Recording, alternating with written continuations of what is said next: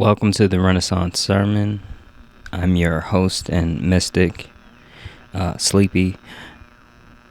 For those that are new to the Renaissance Sermon, what we're going to do is we're going to start off with a little meditation, okay? A breathing exercise, if you will. Now, what I want everyone to do is close their eyes, okay? So what we're going to do is we're going to start with breathing, right? We're going to take 3 breaths, okay? 5 seconds in, 5 seconds out. And take your time. Breathe into the diaphragm. Breathe into the belly, right? So you want to really breathe into that lower lung area, okay? So breathe in through the nose.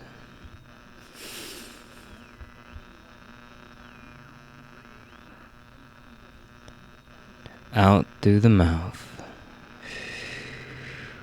And try to empty the bottom of the lung first when you breathe out. Okay. So that's one. We're going to do 2 more. In through the nose. Out through the mouth.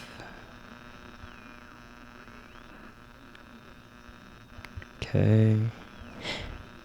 In through the nose. Out through the mouth. Good.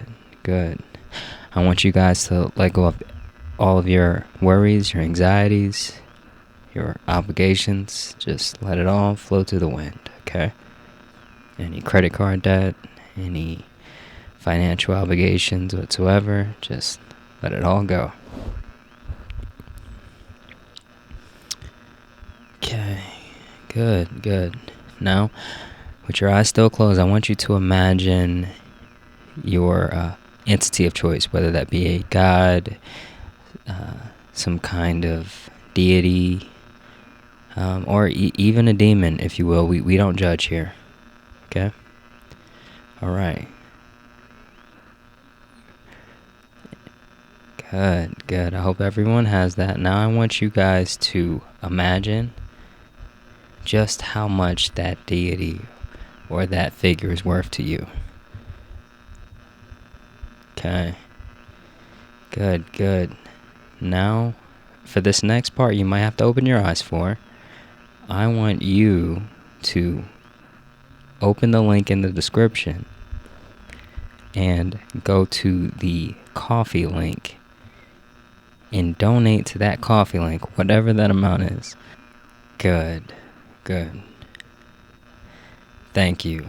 Whatever entity that is, you can close your eyes one more time and imagine it smiling right at you.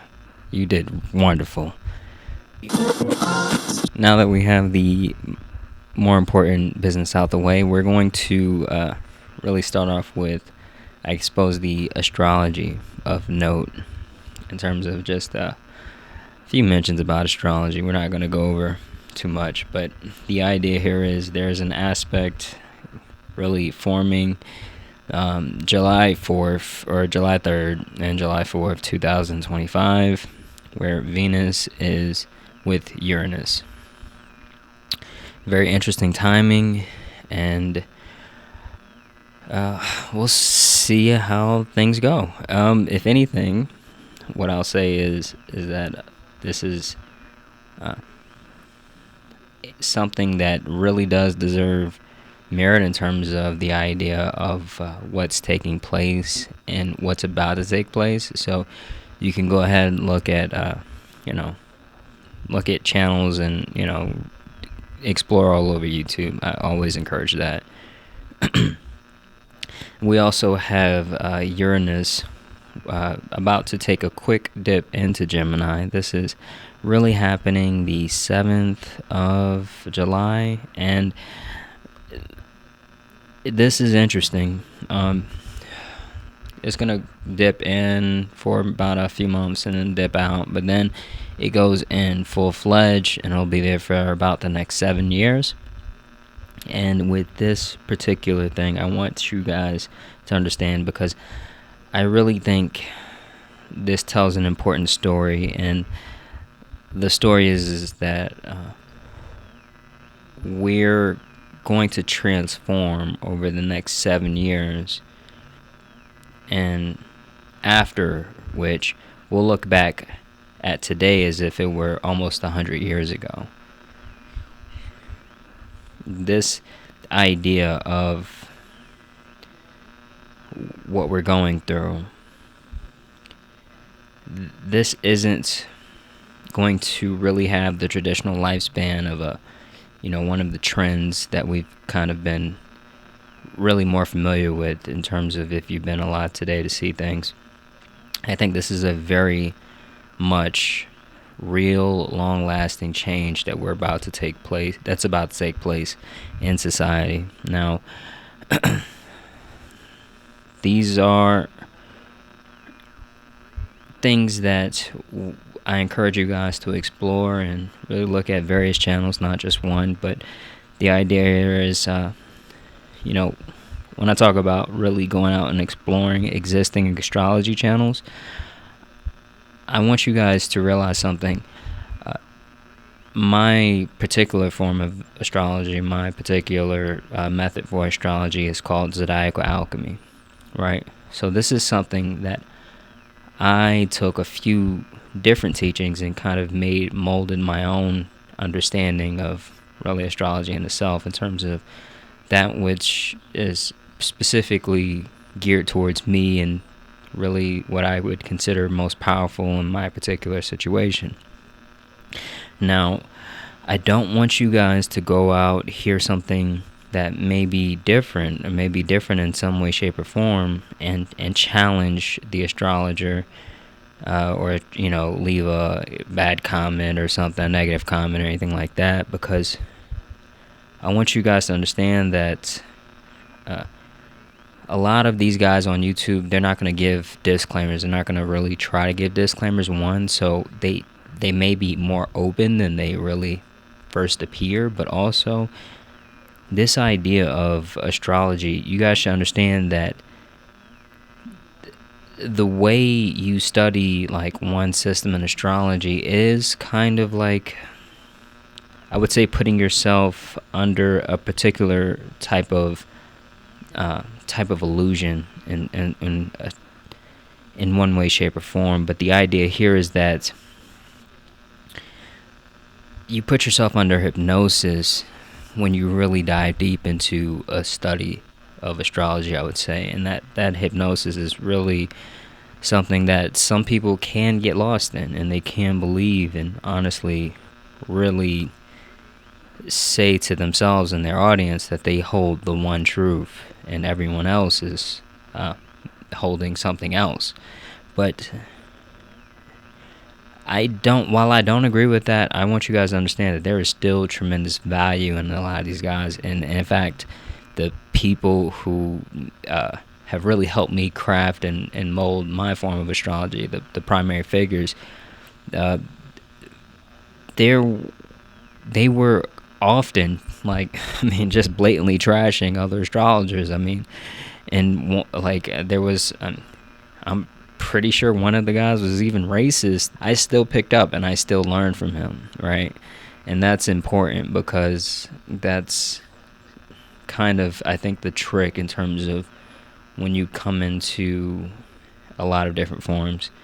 And when you come into a lot of different forms of really practicing spirituality and understanding a lot of things, you guys are going to have to really get used to that. And if you are getting into teaching in any way, I would recommend you guys don't go down that particular route of particularly denouncing other astrologers in any way, shape, or form, but also just the idea of believing that saying that this form of astrology is wrong somehow gives you more credibility in the eyes of the audience in any way.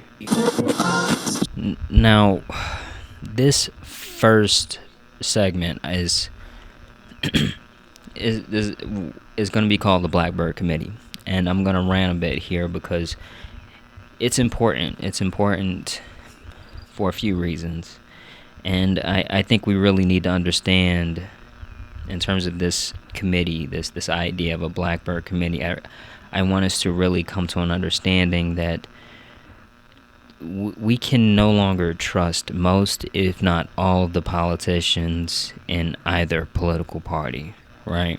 And I'll say most, like there are probably some good ones, right? But I really want you guys to understand, in terms of the people who are still behind Trump, they may very well be lost and disillusioned, right? And they very likely are if they're informed in any way. But the idea here is, I don't want you guys to forget that we're here for a reason, right? I sat down and I watched Trump, say, when he was talking about getting deals from other countries, like, oh, they're just coming and kissing my behind, basically. And it was embarrassing, I would say, to be an American when I saw that. But I want you guys to understand that we have to explain today to not only ourselves, not only future generations in America, we have to explain that to the rest of the world. We have to explain it to particularly foreigners who are really at the brunt end of this disaster. But really, Democratic representatives, I would imagine they're going to get up and try to explain to the world that racism is the cause. And I find that to be unacceptable and really just inaccurate in terms of a holistic understanding of what the world really just went through with this idea of Trump. It's not the podcaster's fault. I would say it's not the incels' fault. I would say it's not the anti-vax people's fault. The understanding that we really need to have right now, I think, is that the platform Democrats, they were also disillusioned, right? Or at least they were platformed by saying disillusionary things, I would say. And at best, they didn't speak against many of the things that were really very much going off the rails. Now, first off, culture is not the first thing that Democratic representatives need to be talking about in order to win people back. And I want people to understand they absolutely betrayed the working class, right? And there's like some kind of like this should still be a debate is magical to me, I think. But the idea of universal health care, it shouldn't be a goal after Trump. I think it very much needs to be a starting. With that being said, right, like fixing the working class, fixing the health care, primary. We can't ignore the cultural impact of really the Biden years, or and really the implications, right? Because we had things like, particularly, we have things like the child drag shows, the gender fluid movement, the advertising transition surgery to prepubescent children. And this is, I would say, a complete betrayal of the trans community in general, right? Because I want you guys to understand something. I am in no means anti-trans by my stretch of the imagination, at least. I'm not sure how I'll be defined by the public society, but I really hope that trans people in the future, when they won't look back in history and see me the way that I see figures like Gandhi as a black man. For those that don't know, Gandhi was apparently a racist, which is crazy. But the idea of this particular group of people, trans people have always been here, right?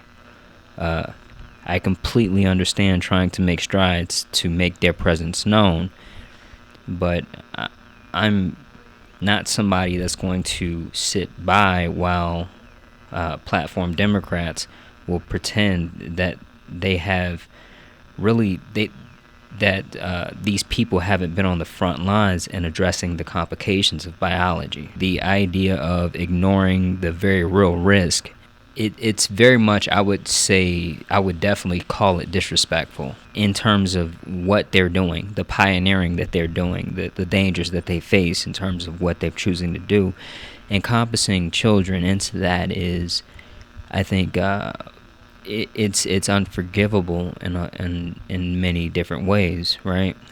This is, I mean, when you couple this idea, right, because when people think about, unfortunately, the idea of child drag shows is now being directly related to trans people, and this is, this is absolutely ridiculous, and I would certainly say that this has yielded a more dangerous environment for them and for this community in general.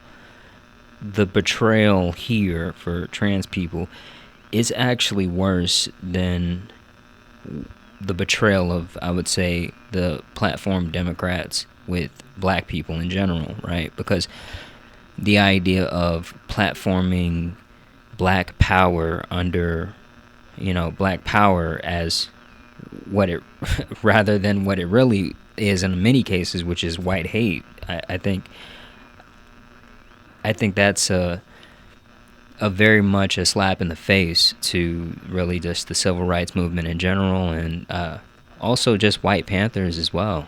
I mean, it's crazy to think that this is the world we live in, but like I said, I mean, I think like it very much looks like the Democrats were trying to give cover for their donor class to continue to rob everyone else, and they wanted to push enough issues to essentially distract everyone else from what's really taking place. The concept here of really just the whole child drag show thing, I don't think the organizers are in any. I don't think most of the organizers in any way may be predators, and certainly, I mean, I would definitely say that there's probably, if we're looking at just the organizers, there's probably more predators in actual churches, right? But we can't be naive, right? We can't act as if there are no predators besides the people who are trying to warn us about the idea of predators, right? And I've definitely seen actual instances where the person who smelt it dealt it, basically, right? But I really want you guys to understand something. The percentage of predators in a country like Thailand, for instance. Now, I would say, right, I haven't done the actual research, but I would say that the percentage has likely increased due to advertising and people coming to a more of an understanding of what's able to take place in the open there. And that idea is it's yielding to a very real reason why we don't want to create an environment that seems more appealing to the wrong types of people.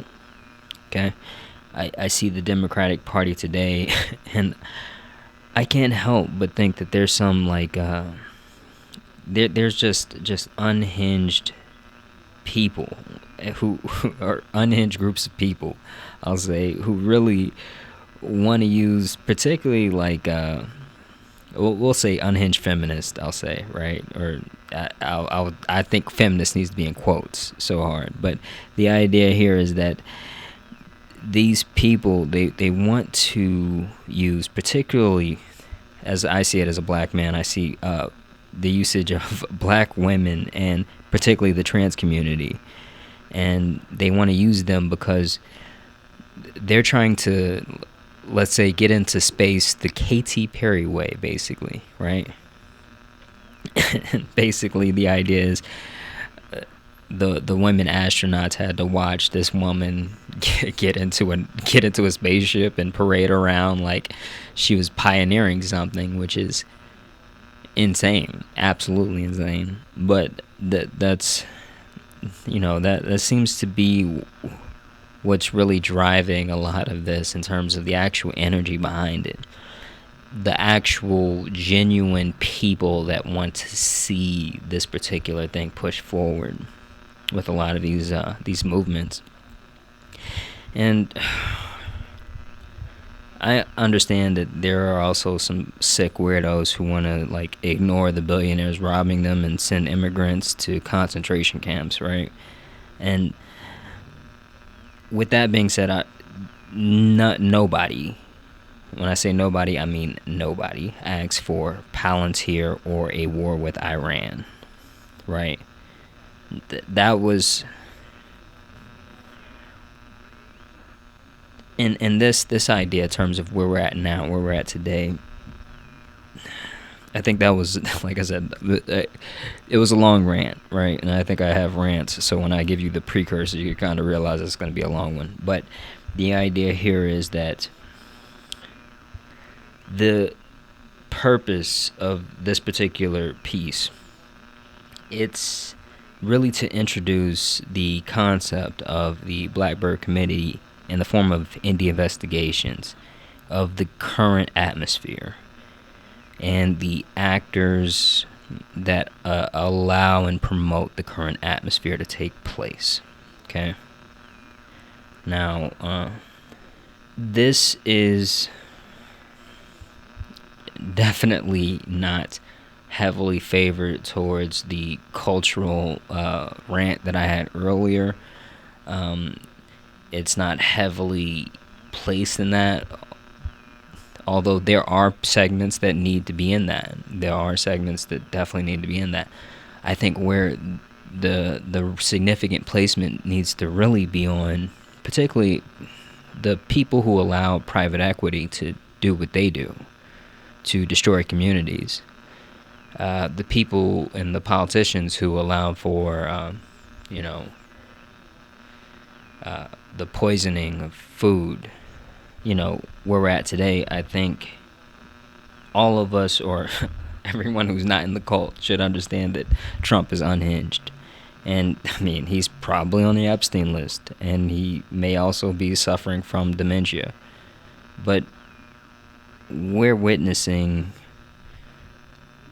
a betrayal by both the Democrats and the Republicans.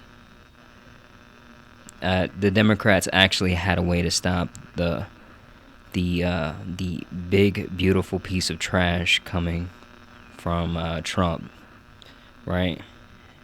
And the idea was, I forget what it's called when they speak, and they give like really long speeches to block certain things, or to use up time or something. But the idea here is that they wanted it to pass, right? Because they want to run on the destruction that this causes. It's not about the lives. It's not about the actual people who are suffering, right? I talked to this one Democratic representative the other day about forming a community resilience meetup or a think tank, and this guy, I am not joking with you, he got offended. And he suggested that he come up with the solutions, that he control the solutions. And I'm not joking. I'm serious. I'm being dead serious. That was he really, wanted to. He really wanted to say that he could handle it, and I think this is really a symptom of really the most important goal for a lot of these politicians is simply keeping a job. And that is, it's where I think it's where things are at today. And I think it's it's how a lot of these guys are operating right now. And the more lucrative the job for a lot of these guys, the better. And but some people, they really are disillusioned and thinking that they are necessary to society in a lot of cases, and what they do on a everyday basis. And I think there is an importance to politicians, but that's absolutely, I would say, not the actual function that we're seeing today in terms of how things are going. This Blackbird committee that I really want to talk about, I think it's important to give an analogy here, because in the 70s, politicians, they got together and they actually, I would say, they did something useful for a change, and they formed something called the Church Committee, right? And during this committee, they investigated the CIA and the FBI, right? And while holding their committee, they were supposed to get together a publicly available report and actually start to hold hearings, public hearings and things of that nature. And while they were creating this report, I want to say that this particular instance involved like spying, or the FBI spying or whatever, but they had to decide whether to include the names of people or the names of telephone companies that were complicit and listened to the FBI when it demanded records. Or when I say demanded, I'm putting that in quotation marks. And the idea was that, and the argument, I'll say, was that they listened to orders from entities with an authority in the government, from the government. And I want to say it was Frank Church, who's the leader of this particular committee, and hence why it's called the Church Committee. But he decided to include the names, right? And the idea was, it was meant to serve as a warning and a statement to companies and businesses and entities in the future. The governments do not hold absolute authority. That's not that they do not hold moral ground in so many different ways, and that's what we need to realize, is that the Church Committee coming up, it was a statement to put those out there, because it was just when the government starts to catch up and starts to really formulate itself around a more moral, guided sense of principles, that won't excuse the people who listened. That won't excuse everyone who just simply sat aside. And that's important, because we're looking at things take place today, and the way things are going, I think an indie investigation committee needs to start to come up, because like I said, this investigation should very much include what's taking place today and what's really made up the environment that led to a figure like Trump coming in. After the dust settles, I wouldn't be surprised to see people qualify for being put on trial, right? I'm not going to go into details, any of that stuff. Don't want to be accused of anything here. But the idea here is there are various cases that need to be formed. And in terms of actually teasing you guys, this is something that I'll talk about more in the Foundry Research and Development Substack. This next report is around a interview given by a guy that thankfully can't just stay quiet and stay unseen. Jeez. This is Peter Thiel, and Peter Thiel runs Palantir, which is basically a private surveillance company, or we'll call them a private surveillance company. I think they're called a software company or something like that. But the idea is that he's recently done an interview that really really highlights how out of touch a lot of these tech bros are, because I mean it's insane.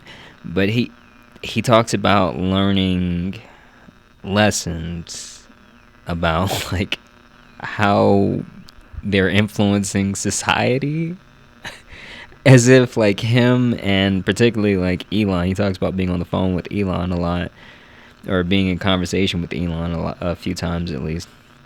But he talks about this, learning lessons with, the influencing of populations of people, as if him and Elon are just, they're kings, and we're just like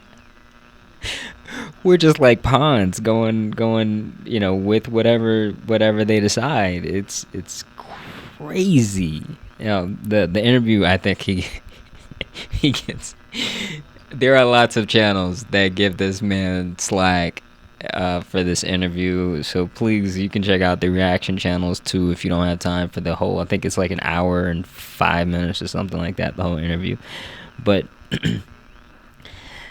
Peter talks about like transhumanism and his involvement in politics. Particularly his involvement in politics, he talks about that like it's primarily a decision that's like primarily business, right? And he talks about it, so it's just so transactional. He's talking about the emotions of people, but he's talking about it in such a transactional way.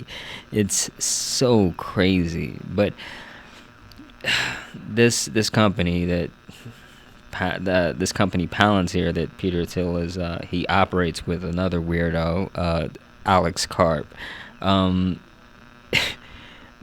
Palantir is really on the front lines when it comes to creating really the world of 1984, right? And if you haven't heard of the book, just look it up. But this idea is, this guy is going, what's really funny about this, he's going to conferences to essentially blow the whistle about the Antichrist. And like I said, there are some reaction channels that really tear him apart, which is hilarious. But him being the leader of Palantir, trying to blow the whistle about the Antichrist, and I mean, it's crazy because when you think about the tools of the Antichrist, you'd probably think Palantir was like up front. It's up next in terms of it's the one that the Antichrist would say, I really like what Palantir are doing. And the interview says that at some point. He says he actually points it out. He's like, hey, are you like, he asks him such a simple question like, hey, are you like, you think humanity should live on, right? And Peter, he just like stumbles, and it's not important without the context of him owning Palantir and being so influential and having so much invested in the government and where humanity is going. But when you think about that, it is sick the way he thinks about humanity, because it's just like, hey man, I've had some friends who were just kind of like, really depressing about humanity, where things are going, and by all means be that, but if those same friends got into politics, it's just like, wait a second, what do you there's something wrong here. There's something very clearly wrong here. And it's crazy. But there's a few things I want to particularly mention that I have written down here, right? One is the idea of the Pentagon Papers. The Pandora Papers is what I mean. And this is essentially an investigation that uncovered people or entities hiding money abroad in, different ways. But why I bring this up is because a lot of these guys were politicians, surprise, and the idea here is that they wanted to essentially they ran on platforms that were fighting against that really platformed them as fighters against corruption. No joke. the Pandora Papers, like there was like riots, I think in Iceland, where the guys got overthrown. It was Iceland and one other country, I want to say. And congrats to those guys. Maybe Pakistan, I don't know where, but and congrats to those guys, because I mean, I think we would just see that as Americans, like, oh, okay, that's cool. Like, it's, what is it, Wednesday? Like, what are we talking about? But those guys, they got overthrown, and it was serious enough for them. And I think, honestly, we need to follow suit with a lot of this stuff. But it's crazy because these platforms that they created, they were created, and it reminds me of this interview because, or this idea of him trying to blow the whistle about the Antichrist. They're creating platforms with the intentions that people won't look at them based on what, they're platforming. And that is, I mean, a lot of these people are like that. I really like that a lot of these guys are talking like to the public and getting on podcasts, trying to like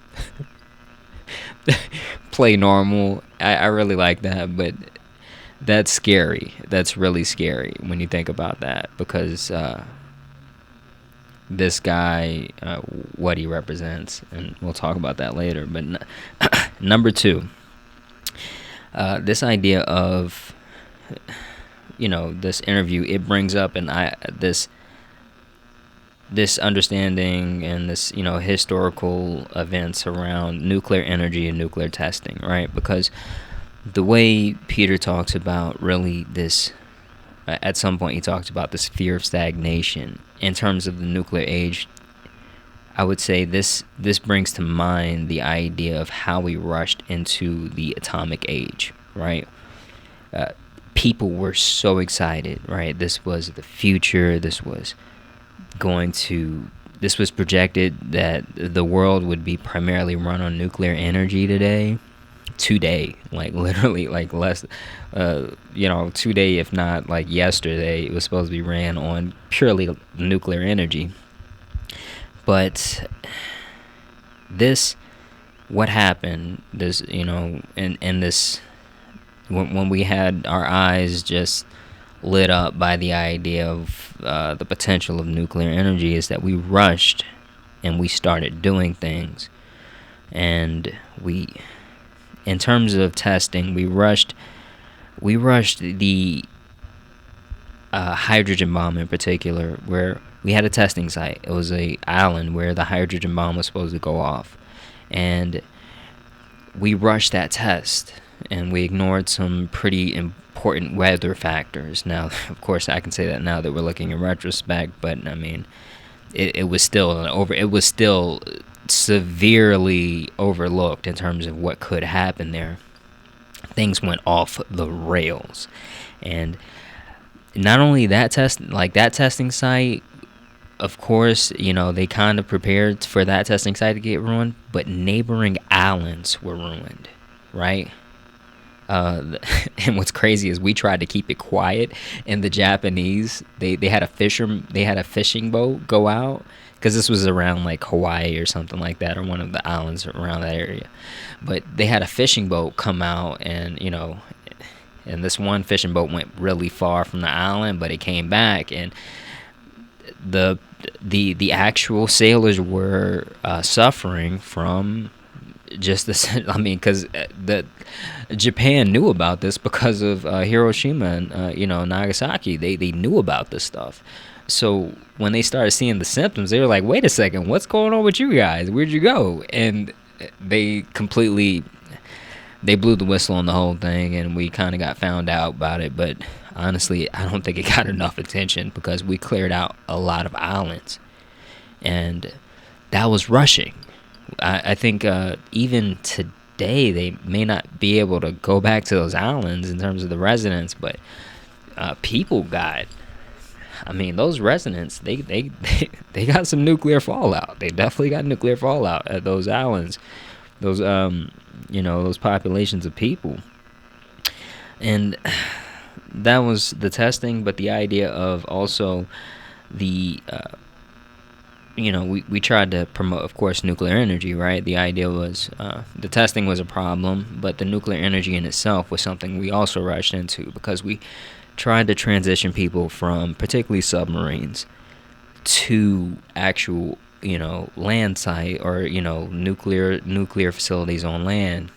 And we tried to make that, and we rushed to make that transition. We didn't really hammer that down. And we had some pretty crazy stuff happen.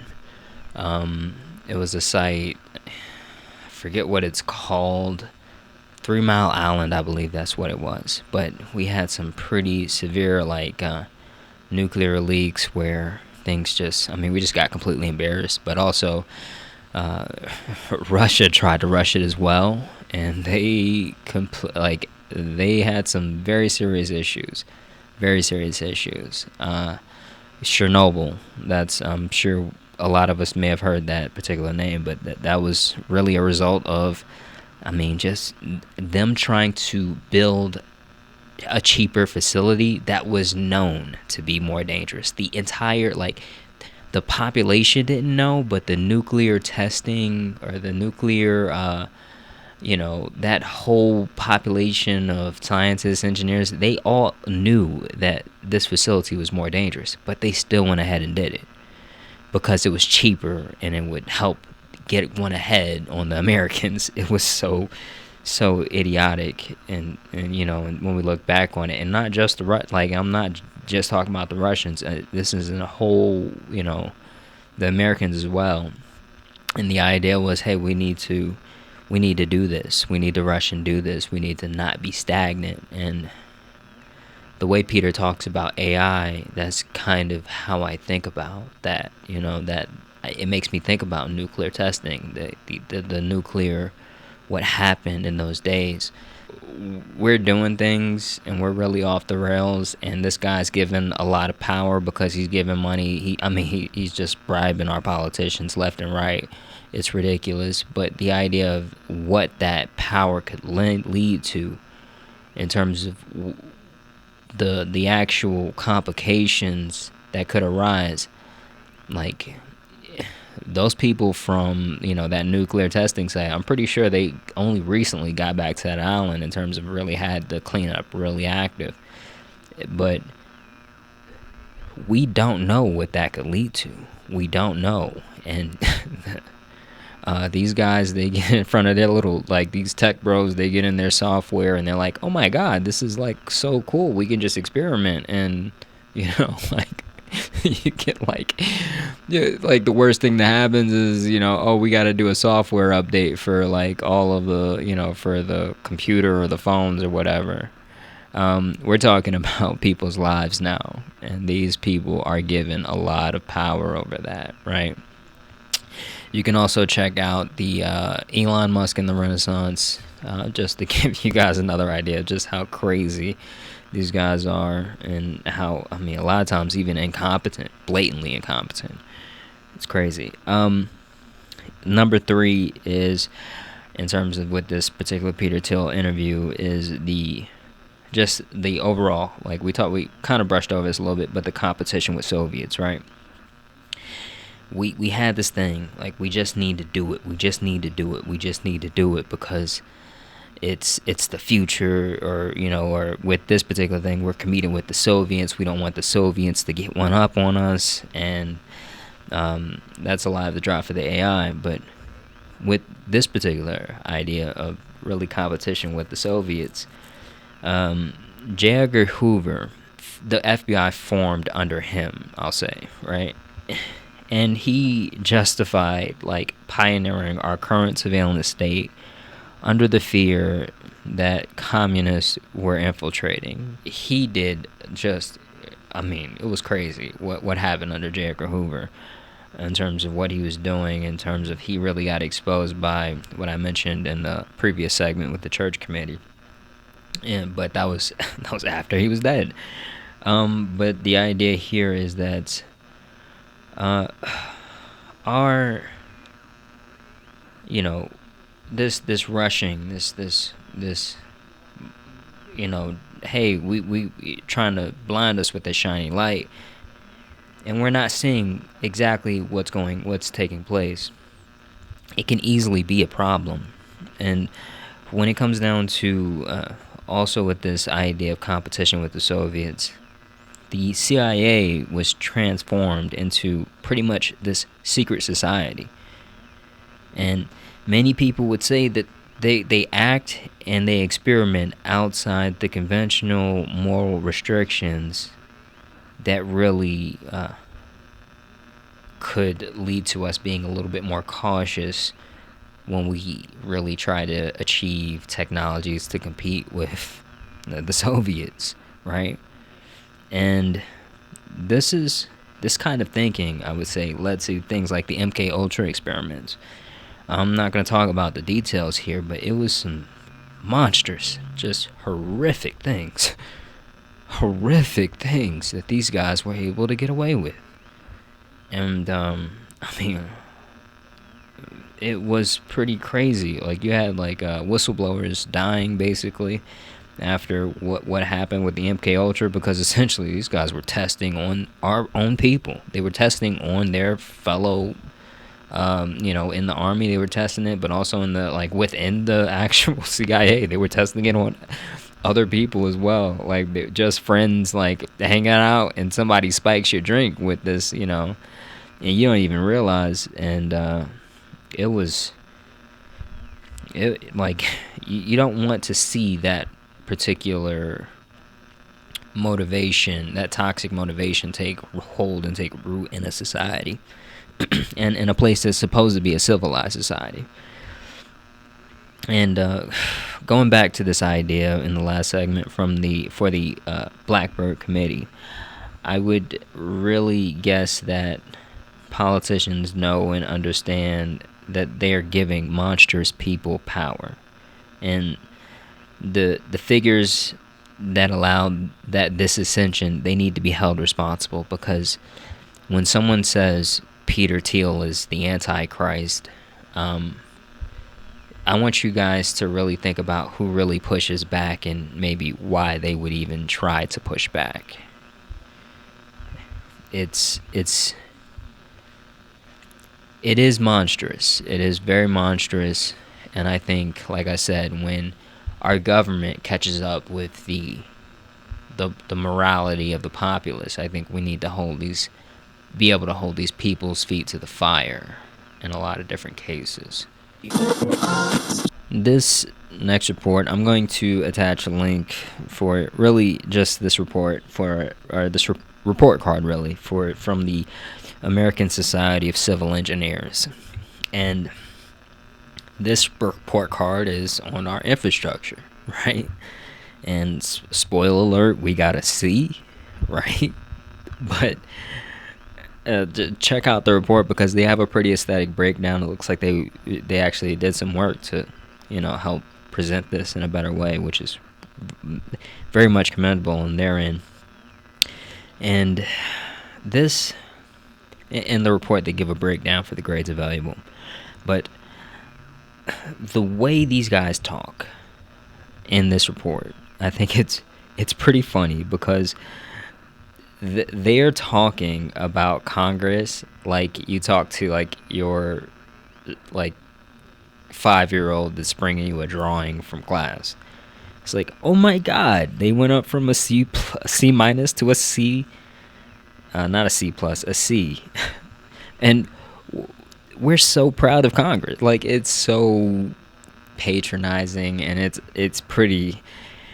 I mean, I can only guess that the way they talk is really due to the fact that Congress gives them money to do stuff, and we really need this dynamic to change, because when people are actively paying attention, the ASCE, they'll just publish the report, and they'll let people rip the Congress to shreds based on what's on the report. Like, the way things are going right now, I'm hearing this quote like, "We want incremental change, and when do we want it? Whenever you get time." Like, it's just whatever. Just keep giving keep making sure the big five defense contractors are well funded. It's crazy. But in terms of like this idea, it's embarrassing, I think, because you hear a lot of our country boast, and they like loudly talk, they loudly proclaim that they're the best country in the world, and our own group of engineers have decided that we are barely making it, and we have been barely making it. And this, just a few notes here. Broadband was recently, this is a recent addition, broadband, which I think is, it's kind of better late than never, but the idea of broadband being a part of the infrastructure anyway. It was recently added and it got a C+, right? Aviation, it got a D+, and I'm guessing that all the planes need to crash before we get a failing grade. I don't really know how that works, but whatever. Drinking water got like a C-, right? And I really think that means that some town of poor people is actively being poisoned as we speak. Like that's the only conclusion I could come up with for something like that. But energy got a D+. I'm picturing duct tape being used somewhere somehow, and it being an actual official material for that particular municipality. It's crazy. Public parks got a C-, and I am genuinely scared about what that even means. Schools got a D+, and I'm expecting that once Peter Thiel and Elon, make all of our kids cyborgs, that won't even matter anymore. It's gonna be just a thing of the past. And just to finish this off, wastewater. So the water that we actually, I don't know what this means, but wastewater got a D+. I don't know what they rank it on. Not sure the details behind that, but it got a D+. The water that takes away sewage, don't know what that means. Now, when it comes to this idea of a renaissance, I think we need the populace really needs a more powerful understanding of what infrastructure really is and what it means for our society when we get a grade like a C, right? Because I think a powerful analogy for society would really start with the idea of really just the concept of a protection racket, right? So like when mobs go to a store and they say, hey, we'll protect you, and and we'll make sure nobody throws glass through your window or throws a rock through your window or tries to rob you or something. You're under our protection. And this is the military, right? That's the mob, right? That's this particular case, right? The military. And like I said, like we're still being completely robbed by the big five defense contractors, or by the government, our government that gives to the five big defense contractors. But we do have an understanding here that I think is powerful enough to start with, right? Because within this bounds of territory that the military is protecting, that's where our unique society takes form and takes shape, right? Our unique civilized society takes form and takes shape. Now, the direct and honestly, the primary benefit of living in a society is that infrastructure that's available within this territory. When we get a C, that means, I think that meaning comes with a lot more than what we're really primed to understand. And unfortunately, I don't remember this guy's name, but there was one philosopher, particularly, I think he was in India, he said that, he had a quote, it was just like, modern society has its churches as well, and they are called infrastructure. And I would say that we have to build, develop, and maintain our infrastructure the way that a devout neighborhood of actual real Christians maintain their church. This report is really linked to a article done by a Julia Conley, and this is from August 31st of 2023, and it talks about, I think, a sleeping problem, no pun intended. But the idea here is called water privatization, right? And this is basically where corporations and businesses come into a city to handle the publicly available water, right? In this article particularly, it points out how under Biden, and I think I really want to clear the air here because I know that a lot of MAGA gets bricked up when we talk about really just dissing Biden in general, and I want to say that I think that under Trump, I think this is going to get a lot worse. I think he's fully for sale. I think he's incompetent. He very likely has dementia or some combination of those, right? And I fully believe that, like I said, he'll make this a lot worse.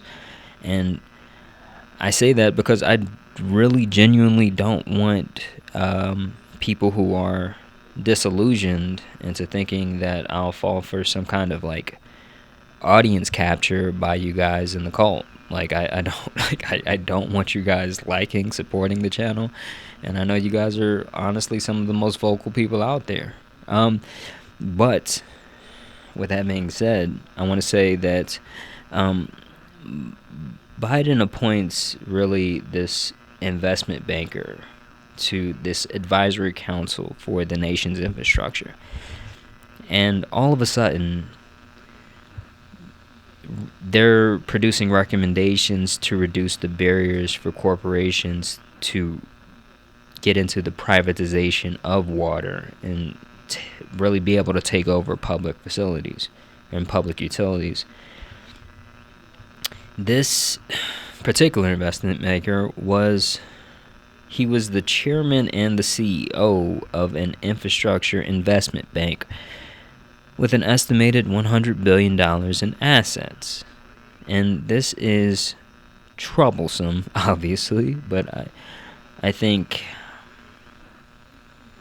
we need to understand something. When corporations decide to and have to really make the decision to put a dollar amount to human lives, you will see monstrosity take place, right? And I don't care if they have fancy suits on and they have neat fancy suits on and they're just talking in a conference room. What's happening on the ground and what they're doing is very much monstrous, right? I don't care how civilized these monsters, appear on the surface, but you will see that. That's the problem. And just to give you guys some idea is we're giving just to understand the amount of we're giving these guys power already. It's crazy, but these guys, they are reportedly, according to this article, they're hiking up prices and firing people in the communities that they serve.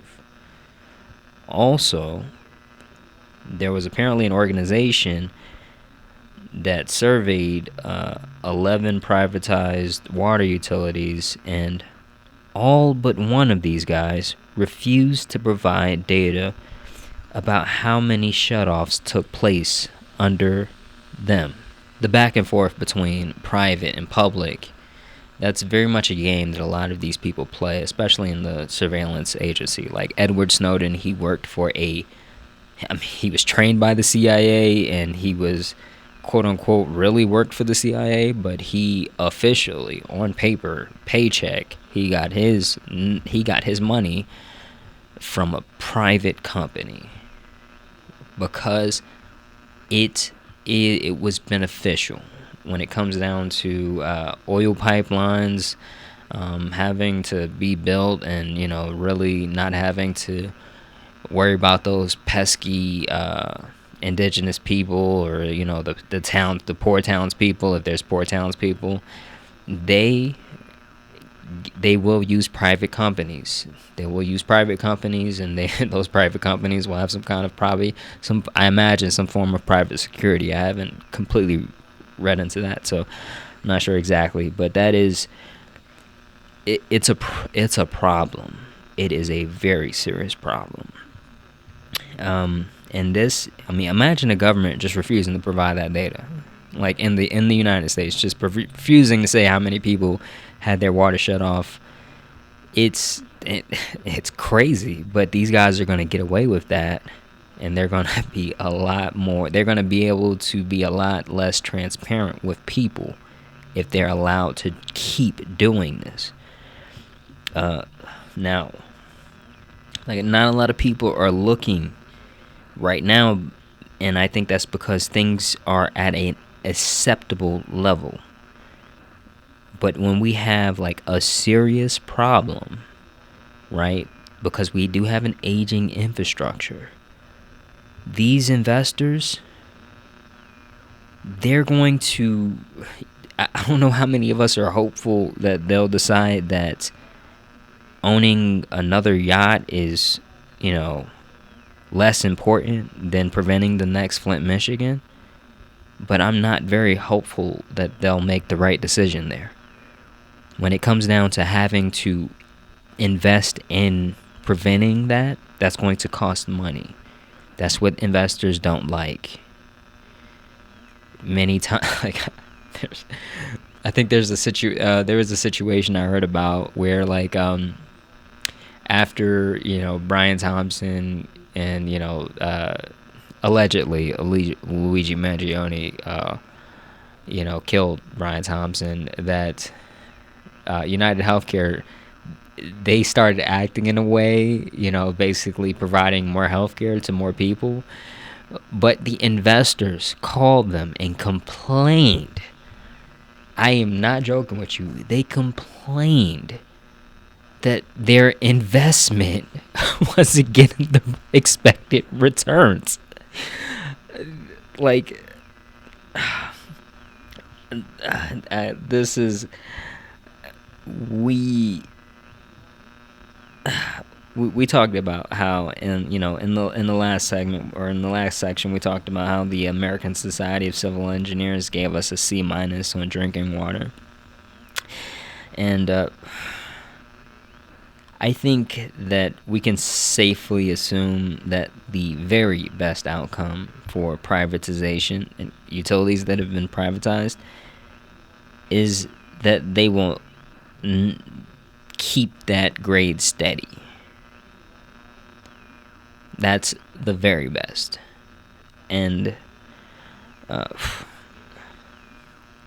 mean, I'm just imagining them like paying someone off and bribing enough people to say that they're actually improving water quality or something like that. But that's like I said, that's the very best that we can expect in terms of actual real life water quality, right?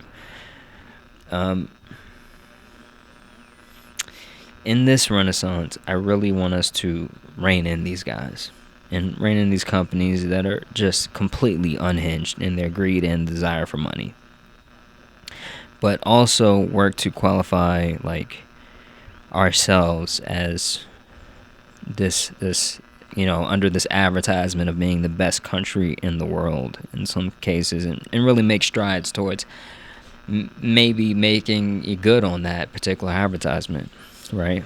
Because we have this thing where we say this, but it's not based on anything that's tied to objective reality. It's simply tied on, how loud we scream. And that's a problem. And in this mixed-use development concept that I'm always talking about here, the Foundry, right? I have a guild that comes with every particular development. And this particular, I have guilds that come with every particular development, right? And those are called the foundational guilds for the Foundry. And there's this one foundational guild called the Earth Nation, right?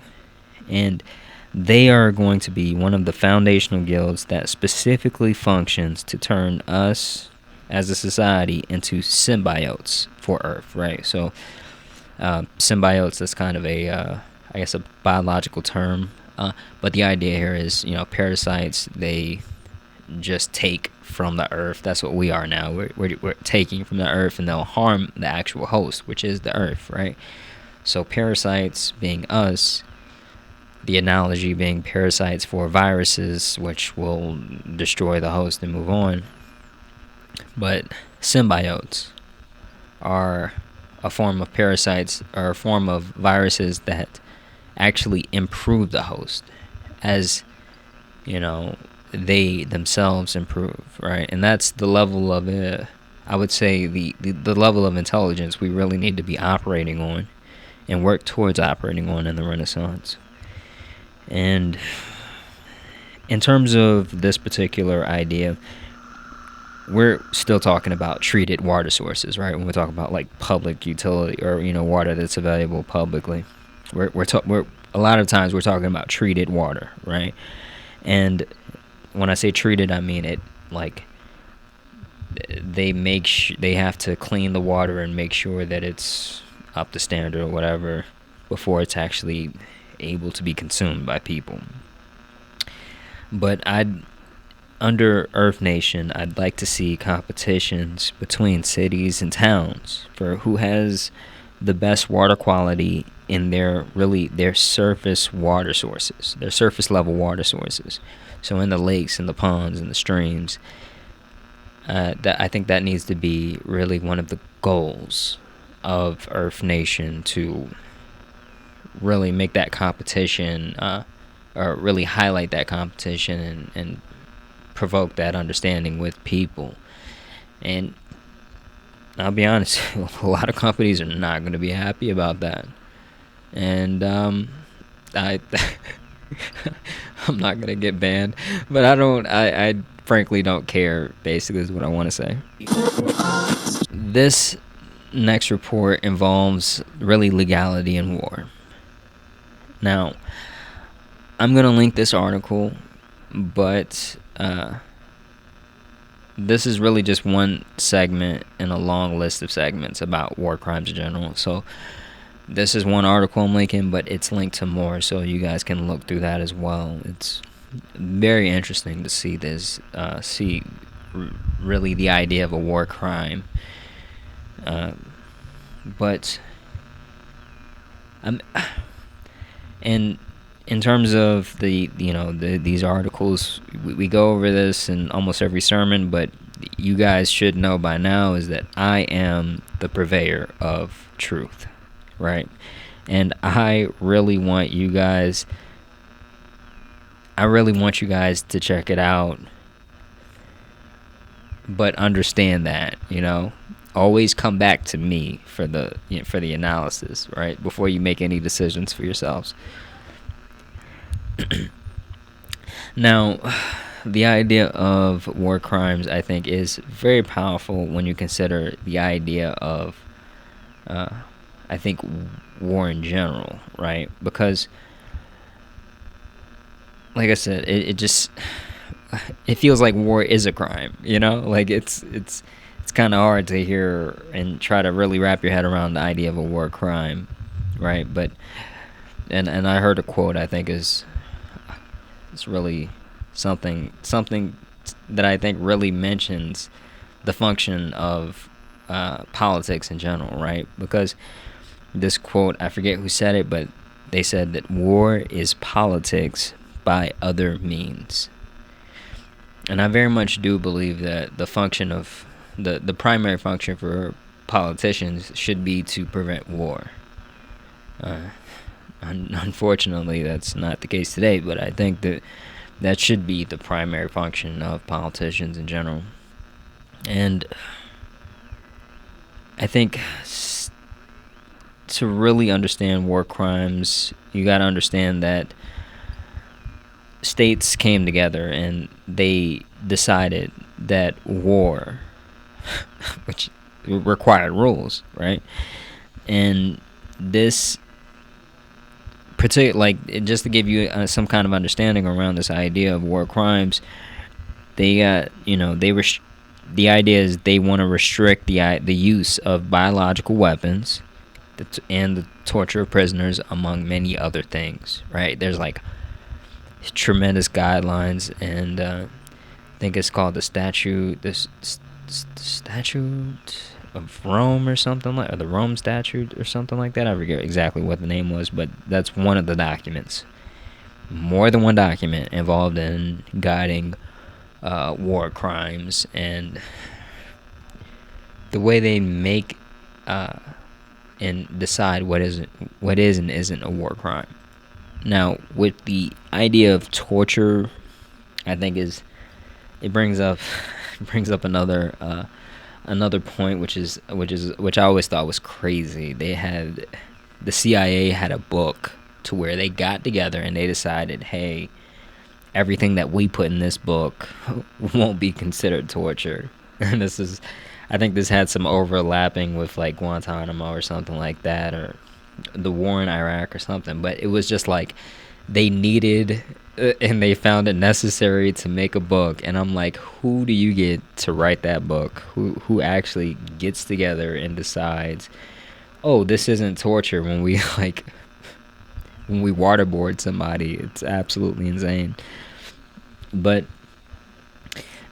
I think these guys came together, and there's hope here, because they came together and they realized that abandoning I think it's kind of it's a double-edged sword, because it's just hope in terms of like you realize that there is a too far, but definitely a problem, because you don't recognize, like, the idea of war isn't a crime. You still see war as a necessary thing that we absolutely need to take place to have rules around. I don't, but it, like I said, I think it is. There's definitely hope here, and whether it is a double-edged sword or not, because there's an understanding that if we abandon all restrictions, if we abandon any and all restrictions, and we abandon like all hope for just humane treatment, we are leading ourselves down a very dark path, and could lead to direct and very real harm in any way, shape, or form anyway, right? And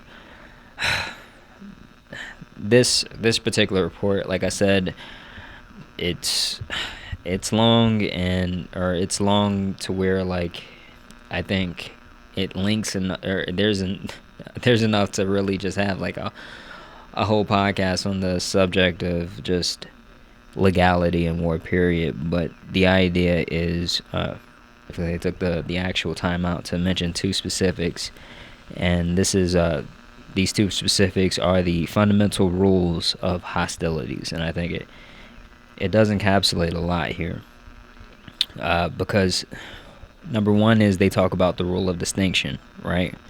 And the idea is that they make sure to designate the difference between civilians and combatants, right?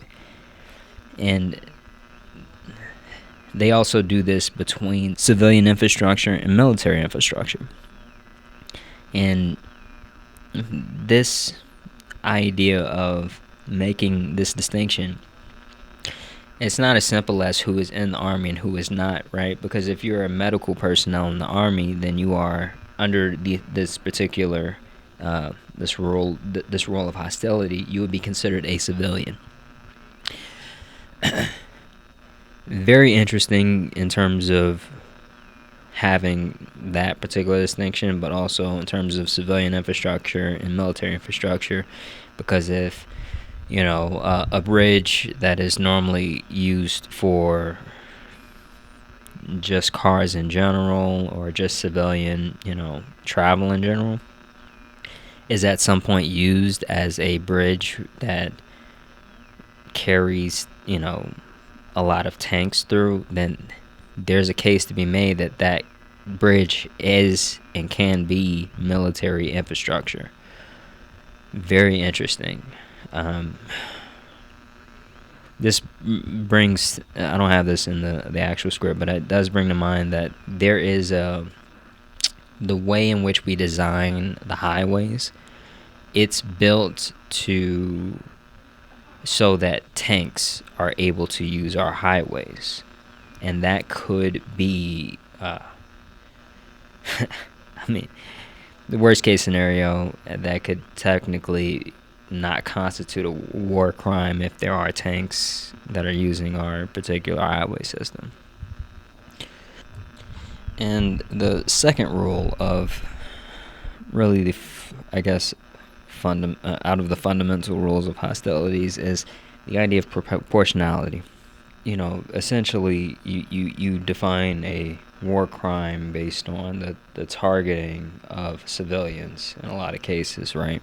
Not to say that every civilian casualty is a war crime or constitutes a war crime, but let's say if you bomb an entire apartment building for a single target, you may very well be found guilty of a war crime.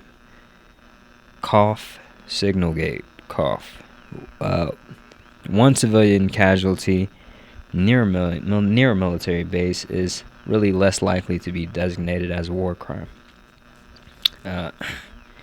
And another note is that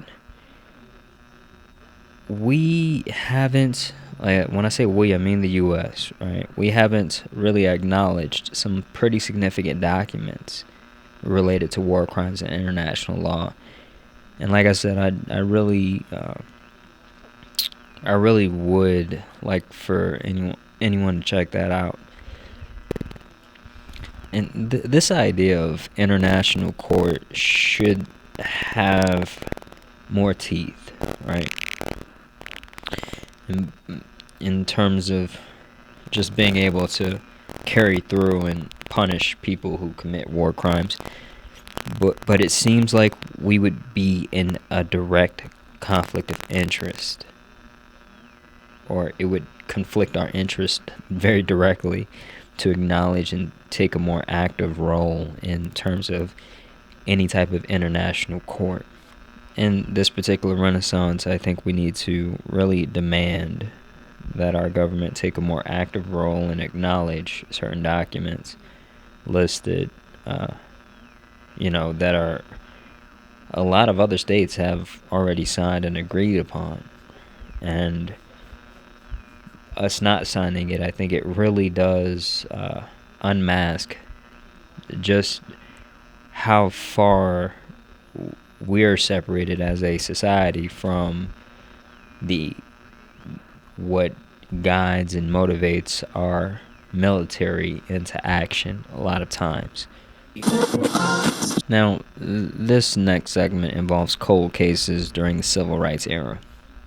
And I'm going to link an article particularly by I'm not going to pronounce this first name quite right, but Ngozi Monica Cole. And that's Ngozi Monica Cole. And she talks about cold cases, and in this article she also mentions how to, or what to worry about when investigating these particular cases. And there's a lot involved here with the article, and I would say I always known about the idea of Southerners in terms of being like really active and killing a lot of blacks without any repercussions. But the idea of like digging into cold cases never really occurred to me, right? Because Monica talks about how some police departments, they'll resist actually just providing information. And the idea is that I don't know how this is even a thing, but they have active cold cases. So the idea here is that they are legally able or obliged to protect information in some of these cases. Not sure how that works, but when suspects or criminals are actually dead, privacy laws in many cases no longer apply for federal, right? And that means particularly if the FBI documents were generated during the initial investigation, then you can submit a FOIA request. For those that don't know, like J. Edgar Hoover, he was the head of the FBI, and he was already kind of like not motivated to investigate a lot of these crimes just because he was essentially just racist. But the idea of like southern states in general, there was a culture to resist federal oversights, and particularly around the investigations that took place regarding black people dying or being being killed. And the idea here is that they sent the FBI. They sent a lot of investigators down there to do some, actual work. And a lot of times the actual perpetrator would get off in a lot of cases, just due to the idea of just the culture around the town. So if there was a jury, then that jury would find somebody not guilty when, essentially everybody knows that that person was guilty. This, the FBI doing their investigations, a lot of times they did gather a lot of paperwork. And in many cases they just didn't do much but record things, right? And it sounds like this leaves us with a lot of information to dig through in terms of the idea of cold cases in general. And we probably, I would say we may have a lot of information to dig through, or a surprising amount of information to dig through.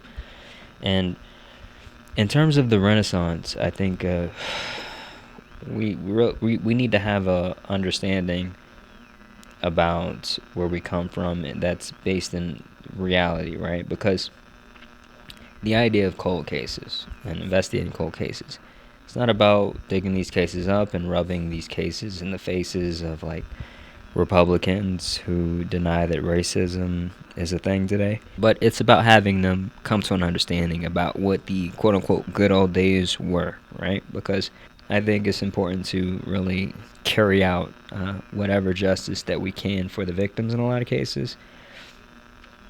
And I would say when it comes to these cases being brought up in any, for any reason, if it's true, it's true. I'm simply on the side of truth. But the idea here is that if there was an analogy, if there was like historical information about blacks being guilty of killing large groups of people, and I'm advocating for a return of that culture in any way, I think I'd have a responsibility to investigate that, right? And the evidence may very well lead to me having to reevaluate my understanding of really this culture or my ancestors in terms of in that particular time period in general. I think a lot of people are very much disillusioned about what the past was, and I think that if we can glue the world together, we would have to start with very real pieces of that puzzle. Pluto, Scorpio, and the 8th house, they represent the idea of investigations and investigators. In addition, they represent transformation and the things that we really don't want to see. Okay? So,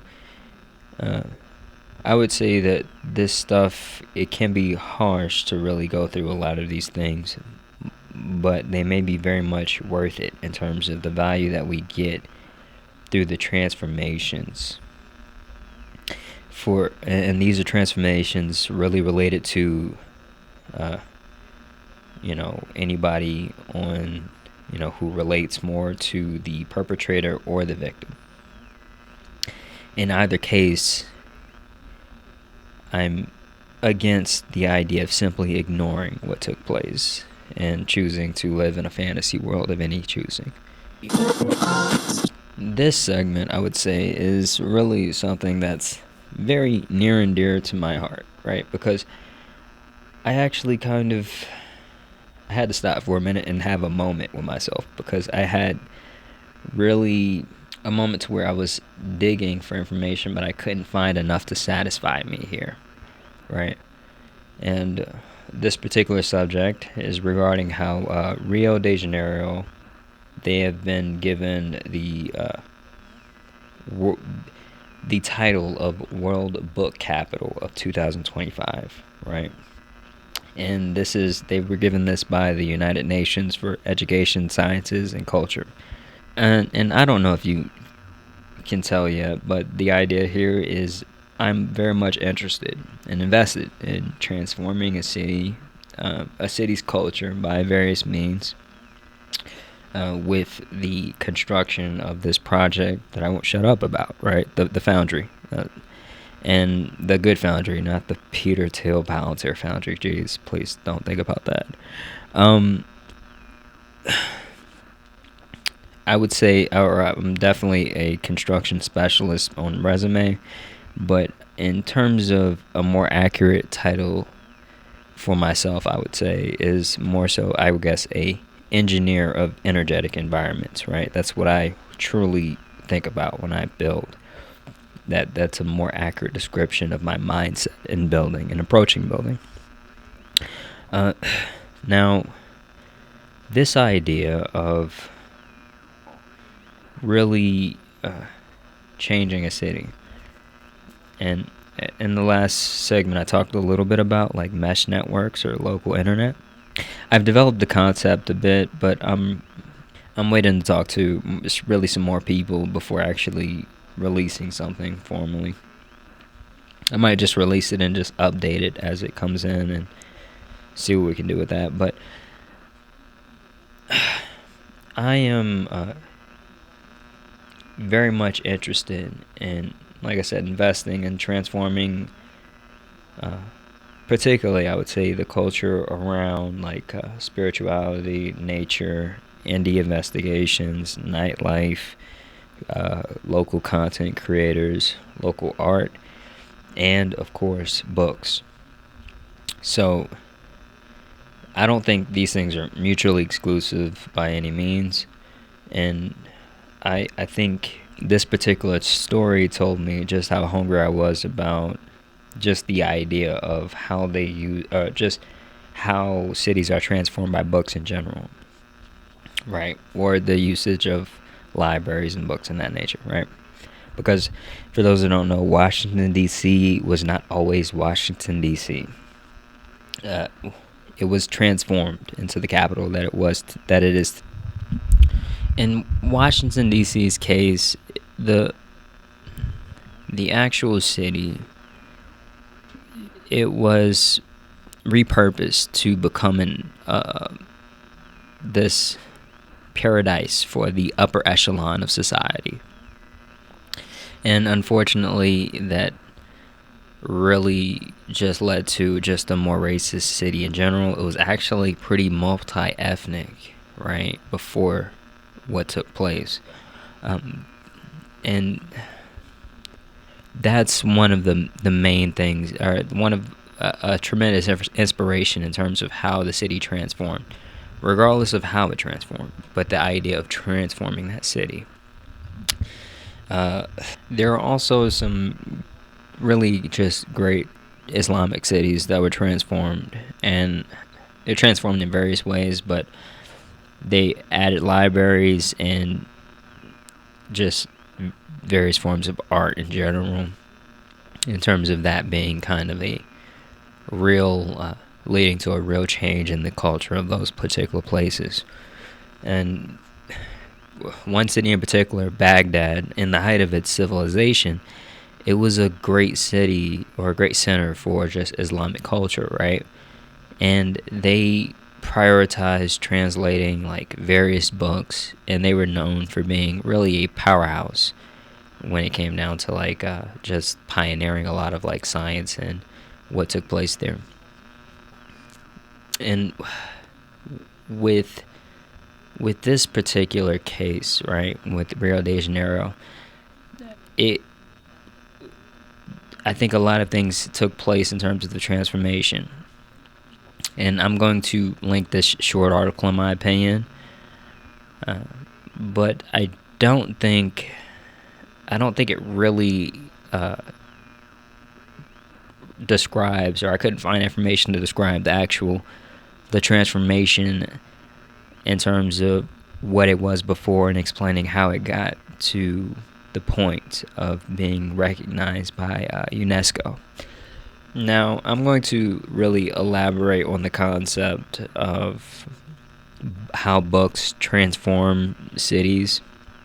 And this is going to be paywalled, so you guys can look for that in the Foundry Research and Development Substack if you're interested. But I'll be sure to tease everyone in the future about that. But the idea here is what's really missing, right? That transformation, despite the actual information not being readily, just something that I could readily find.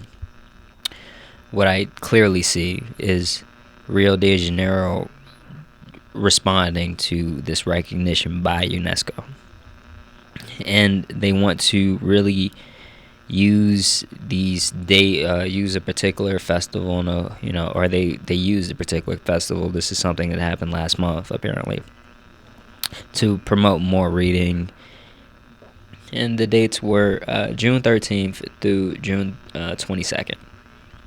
And I haven't seen articles about how the particular event went, but one of the ideas was to use a book park concept to broaden the reach. So that's just one of the ideas here, right? Because they were essentially designing the various parts of the city and the festival just around the concept of shedding more light on the books available. And this idea of placing summaries, they particularly placed summaries in cars in the Ferris wheel, right? So you get in and you have you're having some kind of book narrated to you while you're riding the Ferris wheel. They also had themes around escape rooms that were really just made to replicate literary settings. And they'd also put things like knowledge test in the actual escape room for certain challenges. They were also placing books around different play areas. This idea of the actual event itself, I couldn't find a tremendous amount of information on it, but I do think that just the ideas themselves, in terms of just the title of the ideas, it really does lighten up the imagination in terms of what could have taken place there. And one was called the Night of the Books, right? And this was a 24-hour marathon of activities. And another thing was called the Book Parade. The city right now, in terms of responding to UNESCO, it has plans to modernize its library system, and also it has something very interesting called the Royal Portuguese Reading Room, and that's in the capital. I have to really shut myself up because my brain just explodes with a lot of different ideas in terms of how to put and place and integrate books in a city and things of that nature, right? But this idea of